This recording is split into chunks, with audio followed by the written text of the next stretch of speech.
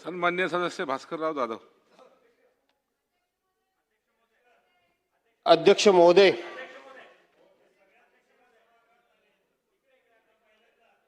या ठिकाणी 2026 विधानसभा विधेयक क्रमांक 48 हे जे महाराष्ट्र सरकारनं सभागृहासमोर मंजुरी करता आणलेलं आहे त्याच्यावर मी माझे विचार व्यक्त करण्याकरता म्हणून अध्यक्ष महोदय उभा आहे। अध्यक्ष महोदय, माझ्या पक्षाच्या वतीनं माझे विधिमंडळ नेते माननीय आदित्यजी ठाकरे यांनी या संदर्भामध्ये अतिशय खुलासेवार आणि खूप चांगल्या प्रकारचे विचार मांडले आणि ह्या विधेयकाला पाठिंबा दिलेला आहे। त्यामुळे सुरुवातीलाच मी आपल्याला सांगतो की माझा ह्या विधेयकाला पाठिंबा आहे। या विधेयकाला विरोध करण्याचं काही कारण नाही। विधायक कामाला आम्ही कधी विरोध करत नाही, ही आमची ओळख आहे। परंतु दादा, आपल्या मामा, आपण हे विधेयक मांडल्यात या संदर्भामध्ये काही मुद्दे मात्र मी उपस्थित करणार आहे। माझा स्वभाव प्रत्येक गोष्टीला होला हो म्हणणं माझा स्वभाव नाही, आपल्याला सर्वांना माहिती आहे।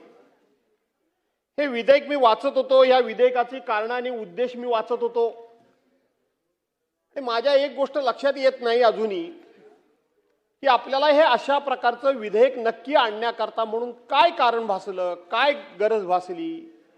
आपण कारण आणि उद्देशामध्ये इथं स्पष्टपणे म्हटलेलं आहे की हे विधेयक बहुतेक कृषी योजना, त्याखालील हक्क, त्याचा लाभ मिळण्यासाठी शेतकीची मालकी असणे पुरवठ असून महिलांपैकी काही टक्के महिलांकडेच केवळ शेतजमीन आहे। पुढे आपण असं म्हटलंय की अनेक महिला शेतकऱ्यांना अशा योजनांचा लाभ मिळणं दुर्लभ झालेलं आहे। अशा प्रकारे जमिनीचे औपचारिक मालकी हक्क धारण करणं हे अवघड आहे। याच्यामध्ये महत्त्वाची बाब मासेमारी, गौण वन उत्पादने गोळा करणे, कुक्कुटपालन, पशुसंवर्धन इत्यादी बाबतीत शेतकरी म्हणून आपण त्यांना दर्जा या ठिकाणी देणार आहात, ही बाब अतिशय कौतुकास्पद आहे। मला कळत नाहीये की आपल्या देशामध्ये कुठेही एखाद्याला जमीन जर घ्यायची असेल तर त्याच्या मालकीची अर्धा एकर जमीन असल्याशिवाय तो शेतकरी म्हणून गणला जात नाही। आणि तो जोपर्यंत शेतकरी म्हणून गणला जात नाही दादा, तोपर्यंत त्याला कुठल्याही राज्यामध्ये जमीन घेता येत नाही, ही माझी माहिती। मी चुकीचं असेल मला करेक्ट करा अध्यक्ष महोदय, त्याबद्दल मला काही कमीपणा वाटण्याचं काही कारण नाही। अर्धा एकर जमीन असल्याशिवाय त्याला देशामध्ये कुठेही जमीन घेता येत नाही। आता मला सांगा, तुम्ही या विधेयकाच्या माध्यमातून या महिलांना अर्धा एकर शेतीचे मालक कसे करणार आहात? तुम्ही कुठून करणार आहात? बरं, आपण हे फक्त विधेयक ग्रामीण भागापुरेसं लागू केलेलं नाही, तर आपण हे विधेयक शहरी भागाकरता सुद्धा लागू केलेलं आहे। याचा अर्थ शहरामध्ये अर्धा एकर जमीन ही त्यांना शेतकरी होण्याकरता म्हणून आपण देणार आहात असं मी समजतो।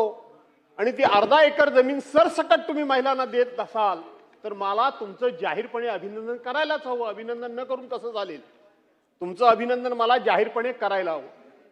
आपण याच्यात नवीन काय करतो हेच मला कळत नाही। याचं कारण असं आहे की आपल्याकडे आपण कायदा केलेला आहे की आता आपली जी जमीन असेल, आपली स्थावर मालमत्ता असेल, मुंबई सारख्या ठिकाणी एखादा फ्लॅट घ्यायचा असेल, घर घ्यायचं असेल, मोठ्या शहरामध्ये घर घ्यायचं असेल तर त्याच्यामध्ये पत्नीचं नाव लावणं हे कायद्यानं आपण बंधनकारक केलेलं आहे। कायद्यानं बंधनकारक केलेलं आहे। मग जर कायद्यानं बंधनकारक केलेलं आहे तर स्वाभाविक आहे आमच्या जमीन जागेवर आमच्या पत्नीचं नाव महिला म्हणून येणारच आहे। त्याच्यामध्ये आणखीन आपण पुढे गेलेलो आहोत। 7/12वर हक्क नोंदीमध्ये आपल्या मुलांची नावं जशी लागतात तशी मुलींची नावं लावणं हे सुद्धा कायद्यामध्ये तरतूद झालेली आहे। म्हणजे आमची जी प्रॉपर्टी आहे तिला महिलांचं नाव लागण्याची कायद्यामध्ये तरतूद झालेलीच आहे। आणि मग जर कायद्यामध्ये ही तरतूद झालेली आहे तर आपण नवीन अशी कोणती तरतूद करता आहात हे मला कळत नाही। आणि म्हणून हे मला कळलं पाहिजे, तिला कशा प्रकारचा हक्क प्रदान करणार आहात हे आपल्याला मला कळलं पाहिजे, सभागृहाला कळलं पाहिजे। अध्यक्ष महोदय, या ठिकाणी आपल्याला जुने अनेक दाखले देता येतील। आपण जिजाऊ मातेचा दाखला देतो, आपण तारा राणीचा दाखला देतो, आपण लक्ष्मीबाईंचा दाखला देतो. अनेक ठिकाणी आपल्या देशामध्ये खरं सांगायला तर प्रथा, परंपरा आणि संस्कार, संस्कृती ही आहे की महिलांचा मान सन्मान राखणं, महिलांचे हक्क शाबूत राखणं, महिलांना प्राधान्य देणं. कितीही जरी आमच्या महिला भगिनी माझ्यावर रागवू नका, कितीही जरी महिला भगिनी म्हणाल्या की पुरुष आम्हाला संधी देत नाही, तरी पुरुषच संधी देतात. आताही सभागृहामध्ये हे विधेयक मंजूर करत असताना जास्त संख्या पुरुषांचीच असणार आहे. पुरुष त्याला काही विरोध करणार नाहीत, उलट पुरुष त्याच्यामध्ये भरभरून सहकार्य करणार आहेत. परंतु आमच्यावर एक ठप्पा लागलेला आहे की पुरुष आम्हाला त्रास देतात, पुरुष आमचे हक्क डावलून घेतात, पुरुष प्रधान संस्कृती वगैरे. चांगलं आहे, काही वाईट नाही, त्याबद्दल काय माझी तक्रार असायचं काही कारण नाही. पण अध्यक्ष महोदय, हा एकमेव देश आहे जगाच्या पाठीवर की ज्या दिवशी देश स्वतंत्र झाला आणि 1952 साली सार्वत्रिक निवडणुका झाल्या, त्या पहिल्या निवडणुकीपासून पुरुषांबरोबर सगळ्या जाती धर्माच्या मध्ये, आदिवासी असतील, मागासवर्गीय असतील, कोण असतील, कुठल्या धर्मातले, हिंदू असतील, मुसलमान असतील, जैन असतील, शीख असतील, नाहीतर आणखीन बौद्ध असतील, या सगळ्या महिलांना मतदानाचा हक्क देणारा जर देश कोणता असेल तर तो माझा हिंदुस्थान आहे. महिलांचा मान सन्मान राखणारा माझा हिंदुस्थान आहे. अध्यक्ष महोदय, आज स्थानिक स्वराज्य संस्थांमध्ये पहिल्यांदा 33% महिलांना आरक्षण देणारं राज्य जर कोणतं असेल तर ते माझं महाराष्ट्र आहे. त्यानंतर त्या स्थानिक स्वराज्य संस्थेमध्ये 50% आरक्षण देणारं राज्य जर कोणतं असेल तर ते महाराष्ट्र आहे. मला आठवतं, दादा तुम्ही होतात सभागृहामध्ये, त्या दिवशी रात्री 12 वाजता 14 एप्रिलला खालच्या वरच्या सभागृहामध्ये नगरपालिका नगर विकास राज्यमंत्री म्हणून मी आणि खालच्या सभागृहामध्ये ग्रामविकास मंत्री म्हणून जयंतराव पाटील, आम्ही दोघांनी विधेयक मांडलं आणि 50% महिलांना या स्थानिक स्वराज्य संस्थेमध्ये आरक्षण देण्याची तरतूद ही आपणच केली. त्यावेळेला सभागृहामध्ये मला आठवतंय, वरच्या सभागृहामध्ये आमची एकच महिला भगिनी होती, बाकी सगळे पुरुष सदस्य होते. तरी सुद्धा आपण 50%, ते खरं तर 50% नाही, 50% पेक्षा जास्त आरक्षण झालेलं आहे. ज्या ग्रामपंचायतीमध्ये 9 सदस्य असतील त्या ग्रामपंचायतीमध्ये 5 महिला सदस्य, जिथे 7 असतील तिथे 4 सदस्य, आणि पुन्हा एक्स्ट्रा त्या कुठेही उभ्या राहू शकतात, हा वेगळा विषय. त्यामुळं महिलांचा मान सन्मान राखण्याचं काम हे आपण मंडळी सगळी करतो. याबद्दल काही वेगळा मतभेद किंवा वेगळा दुजाभाव करण्याचं काही कारण नाही. या देशामध्ये पहिल्या म्हणजे आपण रामायणातल्या गोष्टी सांगू, महाभारतातल्या गोष्टी सांगू, पूर्वीच्या गोष्टी सांगू, परंतु कलियुगातल्या या देशाला स्वातंत्र्य मिळाल्यानंतर सुद्धा या देशामध्ये पहिल्या पंतप्रधान स्वर्गीय इंदिरा गांधी या देशानं केल्या महिलांचा मान सन्मान करण्यामध्ये हा देश कधीच मागे राहिला नाही, हे आपल्या सर्वांना कबूल करावं लागेल. या देशामध्ये लोकसभेच्या पहिल्या अध्यक्षा मीराबाई कुमारी या देशाने केल्या. या देशामध्ये पहिल्या राष्ट्रपती, महिला राष्ट्रपती प्रतिभाताई पाटील या देशाने केल्या. या देशामध्ये पहिल्या प्रतिभाताई पाटील या राष्ट्रपती झाल्या. आणि नुकताच एक अत्यंत करंट अशा प्रकारचा एक जाज्वल्य, ज्वलंत आणि ताजा विषय म्हणजे ऑपरेशन सिंदूर. ऑपरेशन सिंदूरच्या घटनेनंतर आज आपल्या देशाच्या वतीनं उभ्या जगाला आम्ही कशा पद्धतीनं ऑपरेशन सिंदूर केलंय, आम्ही काय करतोय हे सांगणारी एक महिला सोफिया कुरेशी होती. हे सुद्धा आपल्याला विसरून चालणार नाही. सोफिया कुरेशी होती. आपल्याला त्याचबरोबर कल्पना चावला, त्यांचं योगदान आपल्याला विसरता येणार नाही. आपल्या देशामध्ये आदरणीय पवारसाहेब संरक्षण मंत्री असताना महिलांना संरक्षण दलामध्ये भरती करून घेण्याचं काम आपल्या देशामध्ये झालंय. मामा, या देशामध्ये असं कधी होत नाही की महिलांना आपण मागे टाकण्याचा प्रयत्न करण्याच्या ऐवजी महिलांना पुढे नेण्याचं काम आपण सातत्यानं करतो आहोत. आणि ते केलंच पाहिजे, कारण या देशामध्ये 50% पेक्षा जास्त महिला आहेत. आणि म्हणून महिलांना जर मागे ठेवलं तर देश मागे जातो. महिला आपल्या बरोबरीनं असल्या पाहिजेत आणि त्यांना संधी मिळाल्यानंतर ते त्यांचं कर्तृत्व सिद्ध करून दाखवतात. याचे अनेक दाखले आणि अनेक उदाहरणं अध्यक्ष महोदय आपल्या समोर आहेत. त्यामुळं आपण या ठिकाणी त्यांना मागे टाकतोय असं म्हणण्याचं काही कारण नाही अध्यक्ष महोदय, काही कारण नाही. पण आपण यांना आता शेतकरी म्हणून अशा प्रकारचा दर्जा देणार, शेतकरी म्हणून ओळख देणार, तर नेमकं काय करणार हा खरा प्रश्न आहे.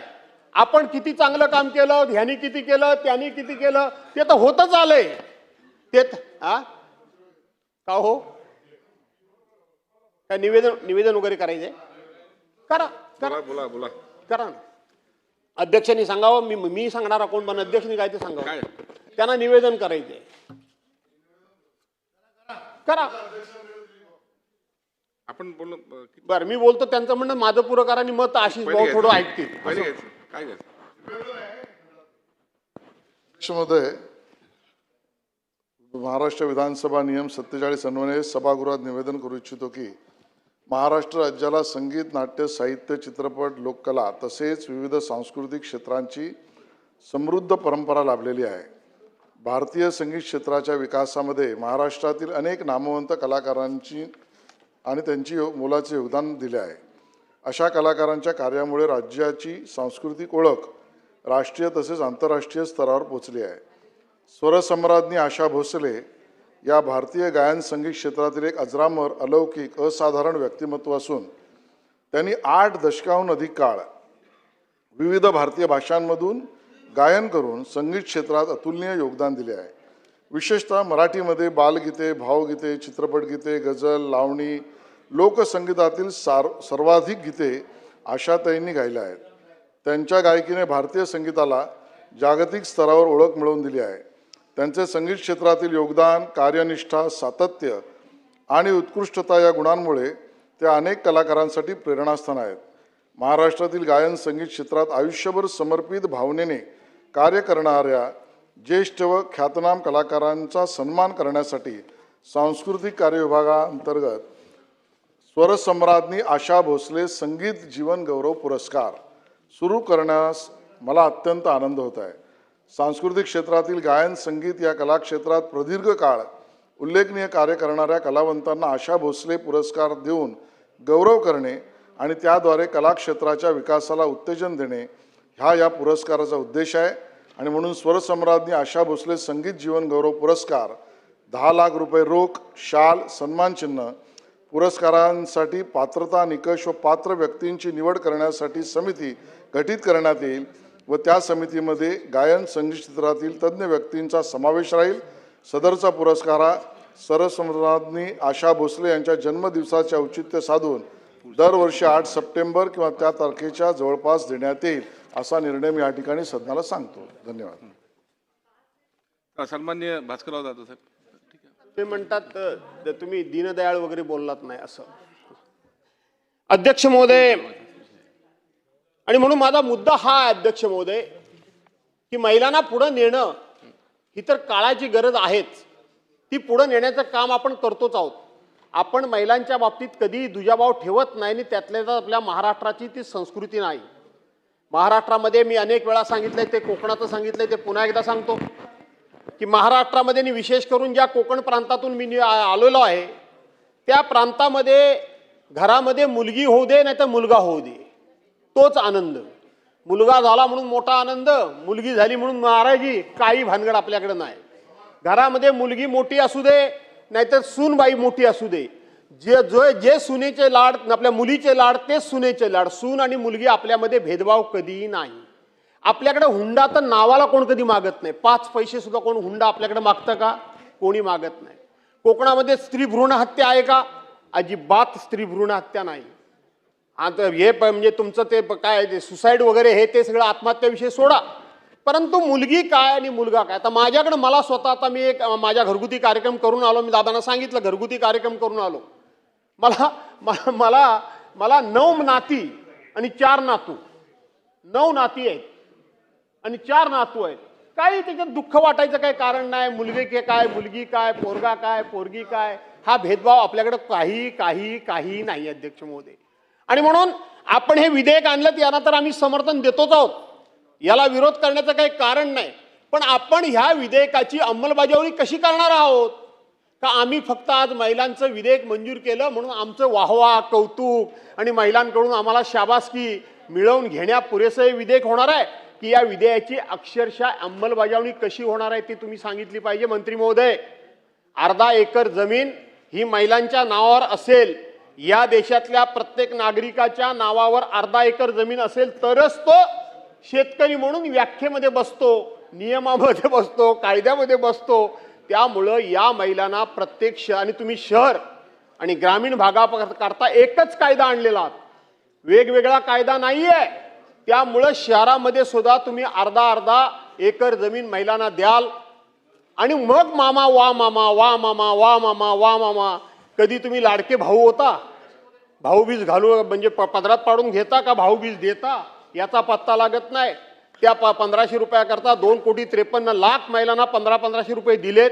2,53,00,000 महिलांची मतं घेतलीत, त्यांच्या कुटुंबियांची मतं घेतलीत आणि आता त्यातल्या 81 लाख महिला कमी करून टाकल्या.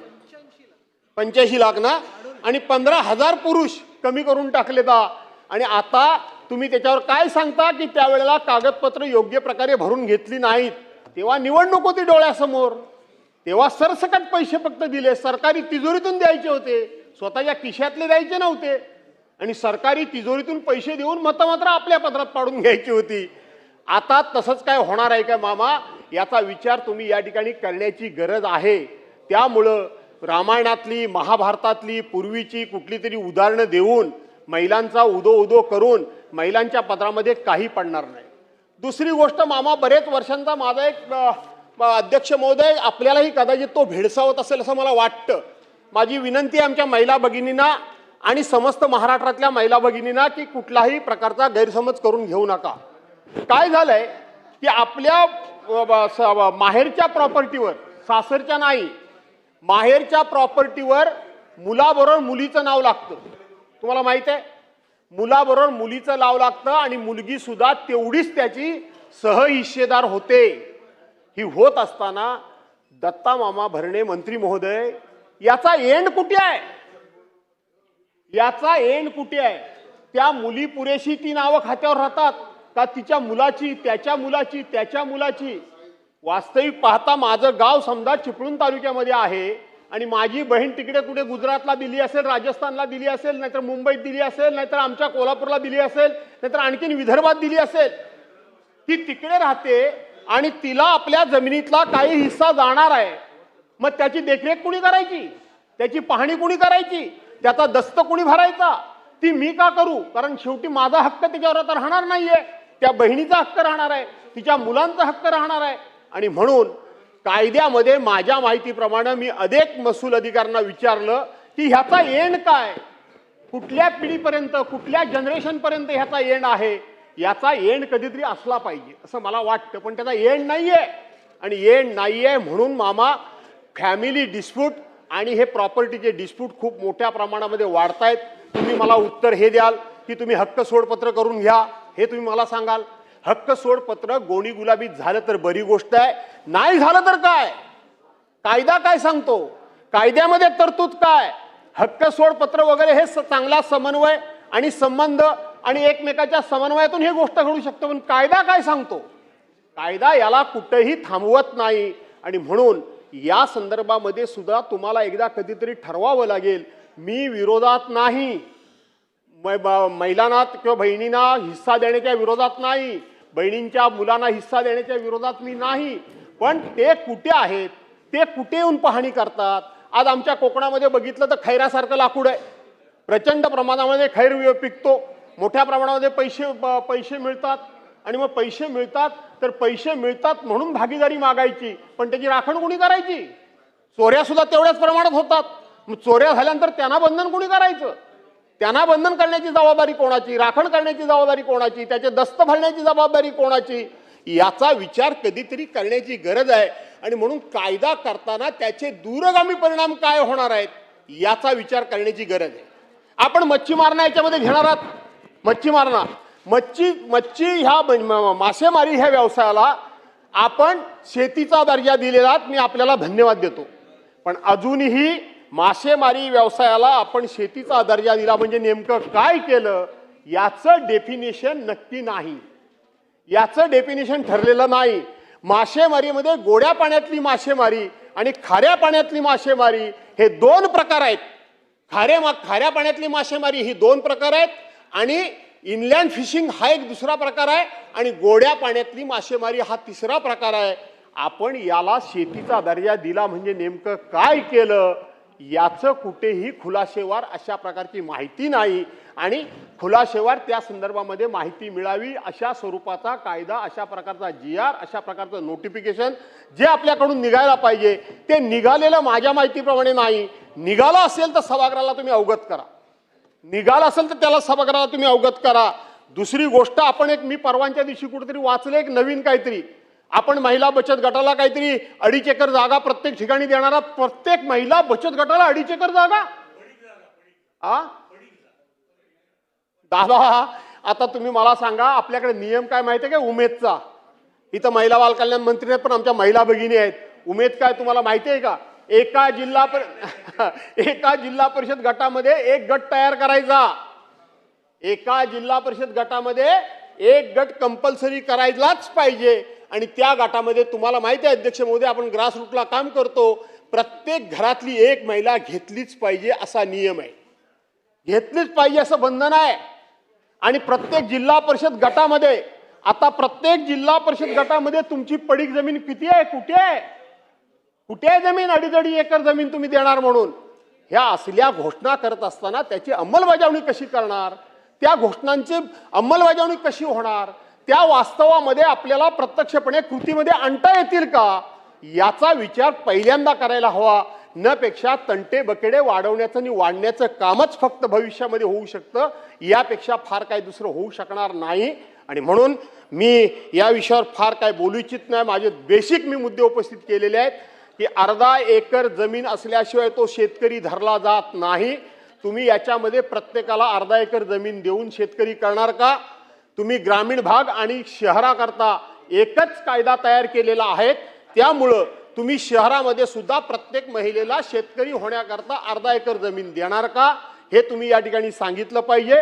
मासेमार लोकांना तुम्ही शेतीचा दर्जा मासेमारीला दिलेला आहात, तो मासेमारीचा शेतीचा दर्जा दिलात म्हणजे नेमकं काय केलं? कारण असं आहे, इथे बरेचसे मनीषाताई आहेत, आमचे योगेशजी वगैरे आहेत, आपल्याला माहित आहे मासेमारांच्या नावावर इंचभर पण जागा नाही, कोळी बांधवांच्या नावावर इंचभर पण जागा नाही. गेली 10 वर्ष मीच संघर्ष करून सॅटेलाइट सर्वे करून 3 कायदे मंजूर करून घेऊन आता त्यांच्या घराखालच्या फक्त जमिनी ह्या त्यांच्या नावावर करण्याचं काम, हे मला श्रेय नको, पण 10 वर्ष या गोष्टी करता दिवस रात्र मी झगडलो आणि आता त्यांच्या नावावर त्यांच्या घराखालच्या जमिनी फक्त होत आहेत. त्यांना 1/2 एकर जागा कुठली आणणार तुम्ही? त्यांच्या घराखालच्या जमिनीच्या बाहेर इंचभर त्यांची जागा नाही, इंचभर जागा त्यांची नाही. आणि कोळी बांधव वगैरे हे जे राहतात त्याच्या खालची जी जमीन आहे ती गावठाण म्हणून आहे, सरकारी जमीन म्हणून आहे, त्यांची मालकी जमीन. कोळीवाडा गावठाण असं म्हणजे ती सरकारी जमीन आहे, ती आता फक्त त्यांच्या घर म्हणून नावाखाली आपण करायला कायद्यामध्ये तरतूद केलेली आहे. सारखं भांडून नवीन नोटिफिकेशन काढून आपण ते केलेलं आहे. पण 1/2 एकर जागा कुठून आणणार त्यांना देण्याकरता? आणि म्हणून या विषयामध्ये बारकाईने थोडा अभ्यास करा. विधेयक अजिबात आम्ही विरोध करत नाही आहोत, परंतु हे विधेयक नुसतं मंजूर म्हणून करून घेऊ नका. तर या प्रश्नांची उत्तरं तुम्हाला जर आता सापडत असतील तर आम्हाला आता ह्याची उत्तरं द्या. आता सापडत नसतील तर हा बिल राखून ठेवा.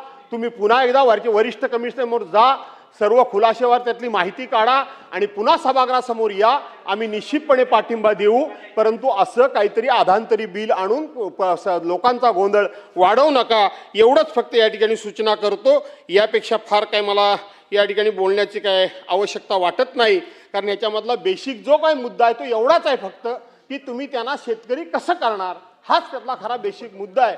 त्यामुळे बाकीचं आपण त्या कमिट्या वगैरे लिहिल्यात, मी सगळं ते एका मिनिटात याच्यामध्ये नजर मारली. माननीय मुख्यमंत्री महोदयांच्या अध्यक्षतेखाली एक कमिटी, नंतर मुख्य सचिवांच्या अध्यक्षतेखाली एक कमिटी, नंतर कृषी सचिवांच्या अध्यक्षतेखाली एक कमिटी. करायच्यात त्या ह्या कमिट्या, करायच्यात काय कमिट्या? तुम्हाला जर त्यांना शेतकरी म्हणूनच जर घोषित करायचं असेल तर या सगळ्या कमिट्या काढून वेळ काढून करणं आणि अधिकाऱ्यांच्या समोर जी हुजूर करून त्या सामान्य माणसाला सकाळ संध्याकाळ खेपा घालायला लावण्यापेक्षा सरकारनं कायदा इथं करतंय. कायदा करत असल्यामुळं एका ओळीचा कायदा, एका क्षणामध्ये निर्णय घेणारा कायदा आणि एका वाक्यामध्ये कसा निर्णय हा होईल हे सांगणारा अतिशय सुटसुटीत कायदा आणा. न पेक्षा आपण अनेक प्रकारचे ह्याच्यामध्ये अंतर्भाव केलेले आहेत. त्यामुळे ह्या कायद्याची अंमलबजावणी होण्याच्या ऐवजी गुंतागुंत जास्त होईल आणि म्हणून ती गुंतागुंत वाढण्याच्या ऐवजी तुम्ही हा कायदा सहज सोपा, सहज सुलभ आणि महिलांच्या सोयीचा कसा होईल एवढाच विचार करावा. आमचा ह्याला पाठिंबा आहे. एवढंच बोलून थांबतो. धन्यवाद अध्यक्ष महोदय. धन्यवाद. सदस्यांनी थोडंसं विनंती आहे